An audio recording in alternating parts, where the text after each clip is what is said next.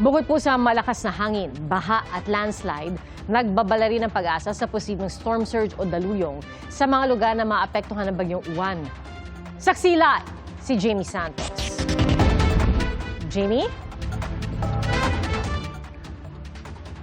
Pia, gamitin ang natitirang oras para maghanda para sa paparating na bagyong Uwan sa bansa. Ayon sa pag-asa, mapaminsalang hangin at maraming ulan ang dala nito sa malaking bahagi ng bansa. Bukas ng gabi, maaari na raw nating maramdaman ang masungit na panahon sa Eastern Seaboard o sa Eastern section ng Luzon at Visayas.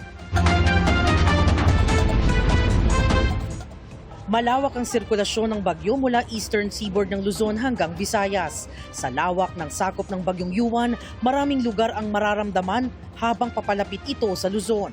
Tomorrow evening po magsisimula na yung stormy conditions or yung masungit na panahon, especially dito sa Eastern Seaboard or sa Eastern section ng Luzon and Visayas. So prior to landfall, possible sa Sunday evening or Monday early morning dito sa Southern Isabela or Northern Aurora. Prior to landfall, kahit malayo pa itong bagyo, makakaranas na tayo ng mga malalakas na hangin as well as yung mga malalakas na ulan, mostly over most of Luzon and dito sa eastern section po ng Visayas. Kaya nagbabala ang pag-asa lalo na sa storm surge o daluyong ng bagyo.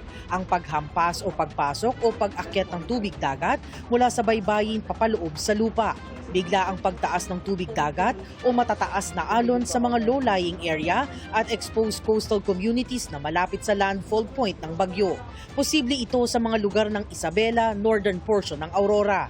So more or less, ito po yung tinatawag nating coastal flooding. No? Ito yung pagpasok ng tubig dagat further inland. Kaya yung mga coastal areas na mabababa yung lugar, sila po yung most susceptible sa storm surge. Posibleng umabot ng more than 3 meters yung height na ito. So more or less, ikukumpara po natin ito sa palapag ng building. No?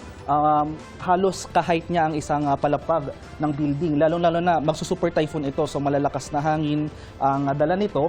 So habang papalapit ito over the eastern seaboard ng Luzon, or eastern coast ng Luzon, nandyan po yung banta ng matataas na storm surge. Kapag sumabay daw ang storm surge sa malakas na ulan, mas mabilis na tataas ang tubig sa ilog at estero na nagdudulot ng bigla ang pagbaha. Sa mga nasa dagat baybayin sa mga coastal areas, yun po yung pinaka-susceptible talaga. Usually kasi yung storm surge, yan yung mas nakakamatay na hazard na dulot ng bagyo as compared, let's say, sa malalakas na hangin, malalakas na ulan. Since sila po yung unang nakakaranas talaga nung unang hagupit na dulot ng papalapit ng mga bagyo. Tulad ng Yolanda, ang pinakamapaminsalang bagyo na dumaan sa bansa, November din ito pumasok. Ayon sa pag-asa, karaniwan ang pag-intensify ng mga bagyo sa huling bahagi ng taon dahil sa mas malawak at mainit na karagatang tinatahak nito. In terms of track, at kung titingnan natin yung climatology, si Pepito yung usual, nasabi nating similar track nitong bagyong ito. So highest wind signal ay signal number 5 dahil prior to landfall, within the next 24 hours, magiging typhoon ito. And beyond that, magiging super typhoon ito. So, kumbaga, malawak pang karagatan ang tatahakin nitong bagyo prior to landfall over eastern section ng Luzon. Pia, sa pagpasok ng bagyong Uwan sa bansa, manatiling alerto at nakamonitor sa pag-asa para alam ang lagay ng panahon sa inyong lugar. Makipag-ugnayan na rin sa inyong mga LGUs para sa paghahanda sa inyong lugar. Live mula rito sa pag-asa para sa GMA Integrated News, ako si Jamie Santos, ang inyong saksi. Mga kapuso, maging una sa saksi. Mag-subscribe sa GMA Integrated News sa YouTube para sa iba't ibang balita.